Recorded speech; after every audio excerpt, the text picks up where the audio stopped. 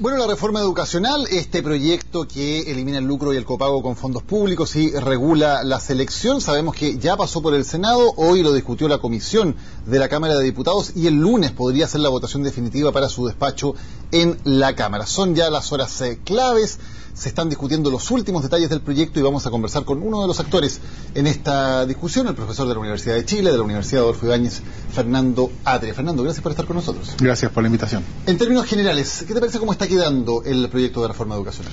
Yo creo que en términos generales, aun cuando uno puede tener diferencias o desacuerdos respecto de algunas de las modificaciones que se han introducido, sobre todo en el Senado ahora, creo que a pesar de eso, en términos generales, uno debería decir que este es un proyecto que es histórico, es un momento de un paso bien decidido en la transformación de la educación desde una mercancía a un derecho social. No es el único paso, por supuesto, y no va a tener efectos inmediatos, desde luego, pero desde el punto de vista de su significación, yo creo que es extraordinariamente importante.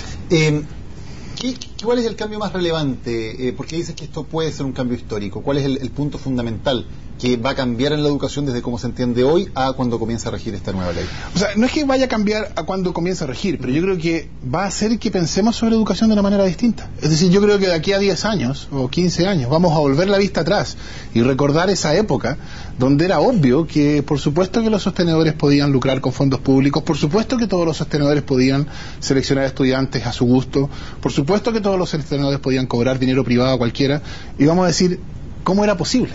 No, yo creo que hemos tenido lo que empieza a cambiar con este proyecto es esta idea de que, bueno, básicamente la educación es una cuestión privada, cada uno verá cómo es la agencia, cada uno verá cuánto se puede comprar, cuánto uno verá, cada colegio tendrá sus propias políticas de admisión, en fin, ¿no? Pero lo que este proyecto hace es decir, no, hay ciertas características fundamentales de la educación que tienen que ver con la inclusión y la tendencia a la segregación, etcétera, que no pueden ser tratadas como cuestiones privadas. Son cuestiones de preocupación pública. Y entonces la selección, el financiamiento, el hecho de que tenga unos fines de lucro el proveedor. En ese sentido, Fernando, y más allá del detalle técnico del que también podemos conversar, ¿dirías que este es un cambio ideológico? ¿Hay una ideología distinta de cómo se entiende la educación en una sociedad?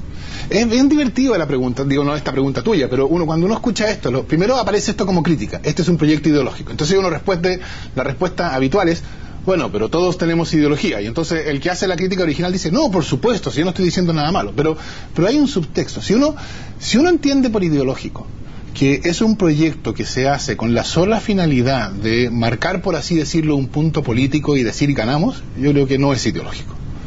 Si uno entiende por eso, por ideológico, un proyecto que descansa en una visión de la educación que es distinta de la visión que nos resultaba de sentido común hasta ahora, y que entonces no es simplemente una cuestión de ajustar técnicamente esta tuerca o la de más allá con la finalidad de que pasen cosas, sino que significa que ahora tenemos que empezar a pensar de un modo distinto la educación, entonces sí lo es. Lo pregunto porque el sistema actual se instaura dentro de un cambio ideológico completo que es muy coherente, ¿no? Los cambios en educación, en previsión, en salud privada, etcétera, responden todos ellos a un cierto paraguas ideológico a principios de los años 80. ¿Es esa ideología en el fondo la que hoy se pone en cuestión? Sí, claro, en ese sentido yo creo que es indudable. Esa ideología, que yo creo que en Chile tenemos el caso más extremo. O sea, hay pocos otros países que han llegado hasta privatizar el 100% de la seguridad social, dejar que el mercado entrara como entró en educación o en salud. Esto no es común, por decirlo de la manera más mesurada posible. La idea original era, decían ellos mismos, hay incluso un libro de Libertad y Desarrollo que se llama así, era proveer soluciones privadas a problemas públicos. Pero lo que en realidad hicieron no fue dar nuevas soluciones a problemas públicos, fue que los problemas dejaron de ser públicos, se privatizaron, ¿no? Y entonces el problema de la educación se privatizó, y claro, la segregación es de buena crianza decir que es algo lamentable, pero bueno, pasa nomás, porque son cosas que pasan en el mercado. Y lo mismo con la desigualdad, etcétera, ¿no? Entonces, lo que yo creo que alcanzamos un nivel prácticamente único en el mundo, de llegar en esta vía de privatizarlo todo. No se privatizaron las Fuerzas Armadas, por supuesto, pero privatizar a un nivel, la educación a un nivel, la salud a un nivel, la seguridad social a un nivel que es prácticamente inédito en el mundo. Y estamos, diría yo, recobrando nuestro sentido común después de 40 años. Una de las críticas que se le hacen a la reforma es que no toca el tema de la calidad. ¿Te parece que es una crítica válida? Si uno piensa que la reforma lo que debería hacer sería tratar de identificar en el contexto de un sistema que funciona en general bien, o sea que está bien diseñado, pero que tiene algunos cuellos de botella, y que uno debería tratar de identificar esos cuellos de botella y ajustarlos para que dejaran de ser cuellos de botella, entonces claro, eso sugiere un tipo de reforma, y esta reforma no es de ese tipo. Esta reforma no es que diga vamos a encontrar el problema técnico que funciona mal en un sistema que en general funciona bien. Esta es una reforma que dice no, el problema es que la lógica con la cual está estructurado el sistema es problemática, y entonces lo que el sistema produce natural y espontáneamente, segregación, desigualdad, vinculación de las oportunidades de cada uno a la riqueza de los padres, etcétera, eso que produce normalmente, eso es un problema. Pero como es lo que el sistema produce normalmente, entonces la cuestión no está en ajustar este o aquel cuello de botella. Este es un proyecto que entiende la calidad de una manera distinta. La calidad hasta ahora es entendida de la siguiente manera: cada establecimiento hará lo mejor que pueda, y los padres tienen la carga de identificar con los criterios que ellos puedan utilizar, con la información que tengan, qué es de buena calidad, y huir de los de mala calidad, dejando en los establecimientos de mala calidad a quienes no pueden huir de ellos, pero ellos salvándose y yéndose a algunos de mejor calidad. La lógica de este proyecto es distinta, o sea, la lógica que está detrás. La lógica es, el problema de la calidad es un problema del sistema educacional, no de esta o aquella escuela. Y entonces tenemos que establecer reglas que hagan que todos tiendan hacia mejorar.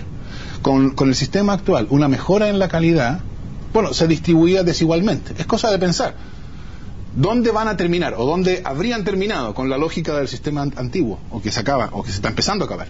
¿Dónde habrían terminado los mejores profesores, los mejores beneficiarios de la beca vocación de profesor? Es obvio, terminarían en los colegios que mejor les pagan, que tienen mejor ubicación, más prestigio. Entonces, el sistema, la lógica del sistema que tenemos hasta ahora es una lógica que distribuye todo de una manera desigual. Y entonces, claro, la calidad es desigual. La lógica del sistema que se pretende construir, y para el cual este proyecto es el primer paso importante, es que la calidad no es una cuestión que se pueda mirar así. La calidad es un atributo del sistema educacional. Ahora, todo este cambio del que estamos hablando es para la mayor cantidad, por cierto, de alumnos que son los que asisten a colegios que reciben subvención del Estado, sean particulares o sean municipales. ¿Qué pasa con los colegios de la élite que quedan fuera del sistema? ¿Es problemático hacer un cambio que es estructural, una reforma que es estructural, pero donde los colegios de la élite quedan absolutamente fuera de sus cambios? Bueno, yo creo que, como te decía al principio, hay cosas que yo lamento que se le introdujeron en el Senado. Una de ellas es que el proyecto, como salió de la Cámara, contenía una regla que hacía aplicable a los colegios particulares pagados la prohibición de la selección. Y claro, dado que los colegios particulares pagados pueden cobrar, no era una regla que tuviera mucho impacto real. Algo tenía, pero no mucho. Pero la selección socioeconómica se claro, debe mantener. Pero sí simbólica, porque era una manera de decir de lo que estamos discutiendo no es de que hayamos llegado a la conclusión de que se necesita un nuevo régimen para lo que es financiado por el Estado. Lo que estamos discutiendo es que estamos discutiendo una nueva manera de entender la educación. Y entonces hay algo que es común a la educación municipal, particular subvencionada y particular pagada. Entonces yo creo que habría sido bueno que el proyecto hubiera tenido alguna dimensión común que se perdió en el Senado. Esa es una cosa. La otra, por otro lado, es que pensar que uno va a poder pasar a través de una reforma legal desde un régimen extremadamente de mercado, como el que tenemos, a un régimen que llegue incluso hasta allá, en un paso, es una manera, es poco razonable, ¿no? Yo creo que uno necesita tiempo para empezar a ver las cosas de esta manera nueva. Es decir, hoy día no han pasado más de 20 años desde que la ley llamaba ilegítimos a ciertos hijos y les daba menos derechos sucesorios. Si uno preguntara hoy día por qué, suena completamente cavernario que la ley llame a unos hijos ilegítimos, o que la ley diga no se pueden casar de nuevo porque no se pueden divorciar. Entonces, hay un fenómeno que yo creo que es propio de la política, de que cuando se hacen reformas de este tipo, esas reformas contribuyen a crear condiciones bajo las cuales empezamos a ver las cosas de una manera distinta. Y entonces, la discusión eventualmente va a venir, porque esta distinción entre la educación particular pagada y la educación particular subvencionada y municipal. Pero haberla dado en este momento habría sido arriesgar la reforma completa. Uno de los puntos que cuesta entender es que se haya llegado finalmente al tema de que ciertos colegios pueden optar a tener un 30% de selección. ¿Hay algún sustento técnico que diga que el 30% es una buena cifra, o es sencillamente un acuerdo, una cifra intermedia a la que se llegó? No, yo creo que también es una solución de compromiso en el mismo sentido que el que estábamos hablando, ¿no? Es decir, es demasiado tiempo y demasiada naturalidad en esta idea de que la selección se logra la calidad se logra mediante selección. Y entonces, en ese contexto, eliminarla radicalmente de todos los establecimientos habría sido de nuevo difícil, políticamente difícil, ¿no? Ahora, yo creo que igual, a pesar de eso, hay un avance. No es que estos establecimientos puedan seleccionar conforme a su criterio unilateral, es que tienen que aplicar criterios, pero en un grupo más restringido, ¿no? De los que tienen una proveniencia del mejor desempeño académico de sus colegios de origen, etcétera. Entonces yo creo que hay la forma de selección es una forma que es más adecuada al nuevo modelo, y yo diría también, como antes, es una cuestión que va a parecer cada vez más extraña. ¿Por qué ellos sí pueden seleccionar? ¿Por qué? Entonces uno esperaría que cuando nos empecemos a habituar a la idea de que la calidad no se construye por la vía de excluir al que rinde menos o al que tiene menos dinero, etcétera, sino que la calidad es una cuestión del sistema educacional. Entonces la pregunta de por qué algunos establecimientos pueden seleccionar por razones académicas va a ser cada vez más disonante. Hoy día no es disonante, es consonante con todo lo que existe. Siendo este un proceso de largo plazo, como son todos los procesos en educación que requieren mucho tiempo para entregar resultados, ¿es prudente intervenir la forma en que actúa, por ejemplo, el Instituto Nacional o el Carmela Carvajal, que hoy son grandes instrumentos de movilidad social para un grupo, por cierto, pequeñísimo de la población, pero que da la impresión de que funcionan como escaleras de movilidad social? ¿Es prudente intervenirlos antes de que estemos seguros que el sistema en su totalidad va a permitir a futuro una mayor movilidad social? ¿No debería ser al revés, más bien, el orden de los factores? Es que eso supone que estamos con este proyecto haciendo una especie de salto al vacío y un acto de fe, cuando en realidad, porque lo que se está tratando de construir es algo extraordinariamente inusual, anómalo, que, bueno, esto se dice mucho, ¿no? Que se le ha ocurrido en la cabeza a algunos iluminados, etcétera. Y la verdad es que la situación es precisamente al revés. Lo que tenemos hoy en Chile, un sistema mercantilizado al nivel extremo que está el sistema mercantilizado en Chile, es algo que es prácticamente inexistente en todo el mundo comparable. Entonces no es que nos estemos desviando de lo que parece el sentido común del mundo civilizado y estemos diciendo nosotros encontramos esta manera nueva. Y claro, en ese caso uno tendría que ser más prudente, más prudente en el sentido de, bueno, vamos viendo porque no sabemos qué va a pasar. Estamos haciendo algo que nos pone o nos acerca en línea con prácticamente todo el resto del mundo civilizado. Para 2015 vienen discusiones nuevas, viene el tema de la universidad y viene el tema del proyecto de fortalecimiento de la educación pública. ¿Cuál sería el punto clave que debería tener este proyecto para fortalecer la educación pública para ser efectivo? ¿Se trata de inyectar muchos más recursos a la educación pública o es otra la discusión que debe haber? Bueno, yo creo que haber comenzado la reforma educacional como se comenzó por este proyecto era la solución correcta. Yo creo que era correcto hacerlo así, porque si no se hubiera hecho así, si se hubiera intentado mejorar la educación pública inmediatamente como la primera cosa, se habría estado diciendo el problema de la educación pública es interno a la educación pública, ¿no? Entonces si logramos encontrar lo que está mal en la educación pública y lo arreglamos, va a florecer. Pero el problema de la educación pública es que tiene que competir en el mercado. Y cuando compite en el mercado, como no puede seleccionar y no puede cobrar del mismo nivel que los otros, entonces pierde.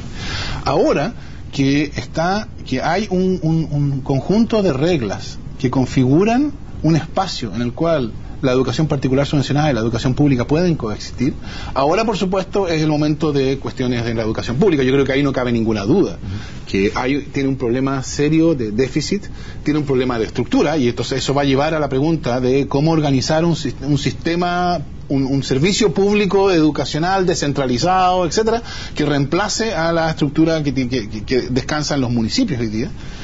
Bueno, que supondrá un régimen legal para la educación pública. Hoy día no tenemos una ley de educación pública. No, la educación pública simplemente como la educación particular subvencionada, pero sus sostenedores son municipalidades. Entonces yo creo que hay hay muchas cuestiones ahí, por eso yo creo que va a ser un proyecto grande e importante, ¿no? Sobre el régimen de los profesores, sobre recursos para la educación pública. Y yo celebro que una de las cosas que ha producido el hecho de que se haya comenzado de esta vía es que la derecha repentinamente consideró que era tan importante gastar muchos recursos en la educación pública, cosa a lo cual siempre se opusieron, así que supongo que esa parte va a ser menos problemática desde el punto de vista político el próximo año. Y viene también el proyecto de las universidades. Claro. Cuando se habla de universidad gratuita, hay una diferencia entre países que tienen universidad gratuita pero que es básicamente estatal. Aquí hay una gran cantidad de matrícula que está en universidades privadas, muchas de ellas de calidad bastante discutible. ¿Hasta dónde debe llegar el límite de lo que el Estado debe garantizar como universidad gratuita? ¿Solo las estatales? ¿Solo las tradicionales? ¿Solo las estatales más las privadas que cumplan ciertos requisitos? ¿Todas? ¿Cuál es el límite? Bueno, eso no es una cuestión en la cual el gobierno todavía haya anunciado una postura, así que esto es más bien mi opinión, ¿no? Sí, claro. Yo pensaría que si la lógica que justifica la gratuidad es que la educación es un derecho social, entonces en principio esa gratuidad debería ser genuinamente universal. Ahora, por supuesto, eso implica que si estudiar en la universidad o en la educación técnica, porque yo creo que debería también alcanzar la educación técnica, recibir educación superior va a ser algo que va a ser financiado por el Estado, hay distintos modelos para hacerlo, entonces eso supone ciertas condiciones para las instituciones que participan de esto, ¿no? Entonces yo creo ahí que lo que uno debería pensar es un sistema de acreditación institucional que exigiera, que asegurara que todas las instituciones que están autorizadas para ofrecer estos servicios y estos títulos satisficieran algún piso de calidad que sea suficientemente alto como para poder decir, bueno, en cualquiera de ellas usted puede elegir, ¿no? Hay la idea de que una institución que no es de buena calidad puede ofrecer títulos o grados, aunque no va a contar con el financiamiento público, a mí me parece una idea inaceptable. Si no es suficientemente buena, la regla no puede ser, bueno, que vaya a ver a cuántos incautos logra conseguir en el mercado. La regla tiene que ser, si no da las condiciones, entonces no puede ofrecer su servicio. Fernando Atria, muchas gracias por habernos acompañado hoy en Serena Chile. Gracias. Buenas tardes. Vamos a la pausa, ya volvemos con más.